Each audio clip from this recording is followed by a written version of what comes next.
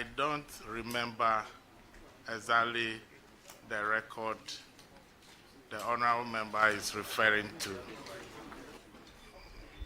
Thank you. Thank you very much. Charles Forson, you have the floor. Chairman, thank you.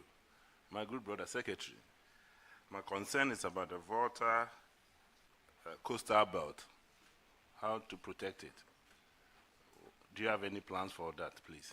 Thank you. Thank you very much, Mr. Chairman. I believe that given the nod, the party or the government, I'll work with the sector ministers. I'll collaborate with the sector ministers, to tackle that situation, protecting the coastal belt of the region. So it is my responsibility as the regional minister, if given the nod, to liaise with the Ministry of Works and Water Resources to see how best we can protect the coastal belt of our region. Thank you. Thank you very much. Please go ahead with your question. Congratulations, nominee. Thank you, Mr. Chairman. My question is on tourism. The Volta region is known for having a lot of tourist sites.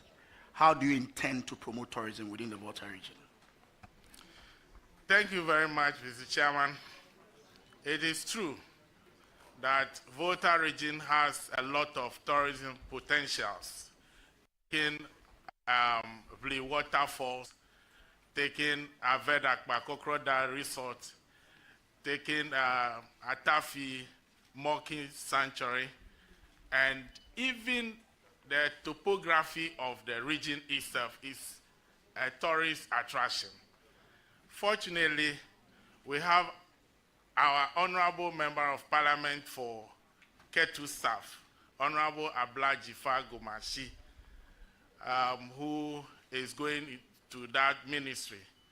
It is my duty as the regional minister to collaborate with her and also collaborate with our roads minister, because many of these tourist sites need to be accessible. So I work with these two ministers to ensure that we enhance tourism potentials or tourism in the Volta region. Thank you. Thank you very much. Honorable Vincent Sapo. Thank you, Mr. Chairman. Let me use this opportunity to congratulate the nominee on his appointment as the Regional Minister Designate for the people of Volta region. Before my substantive question, I would want to just make a suggestion.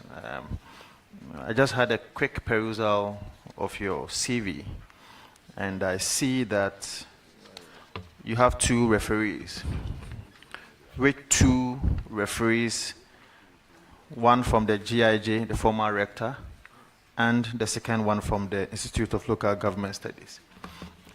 But my suggestion is that I think that is tried learning to note that depending on the kind of interview that you are attending, you skew your CV to meet that expectation. And so I would have wished that one of the referees should have been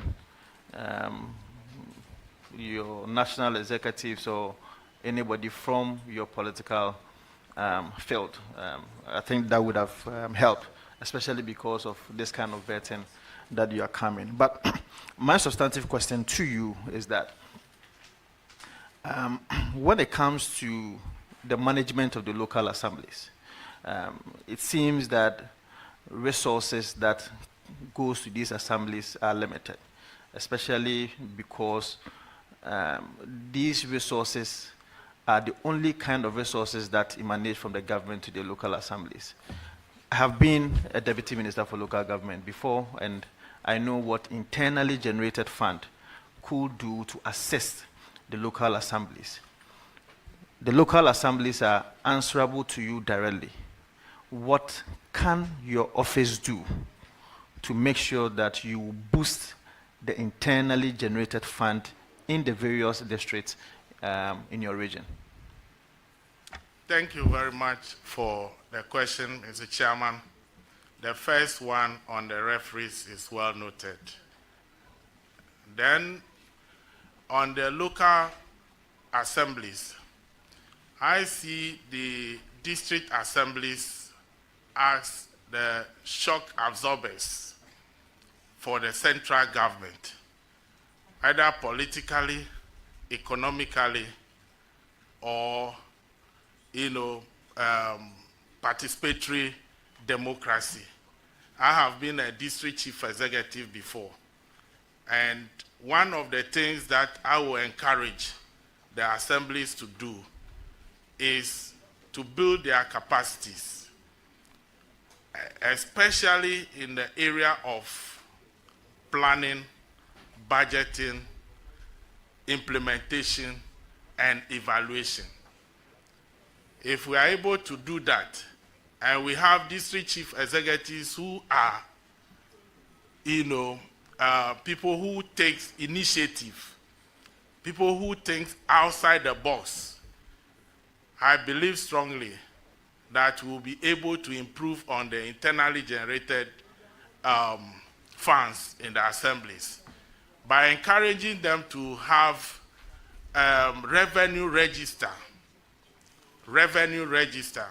in every assembly, so that all the departments or institutions that can be taxed will be taxed appropriately, and then the collection of market tools, property rates, and the rest.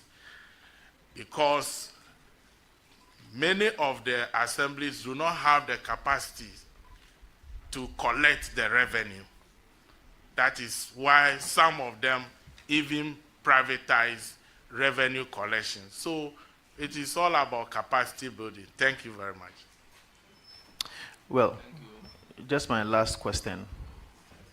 My last question to the nominee. My last question. Well, so my last question to you is that I want to create a hypothetical scenario to you. And some of these scenarios are based on reports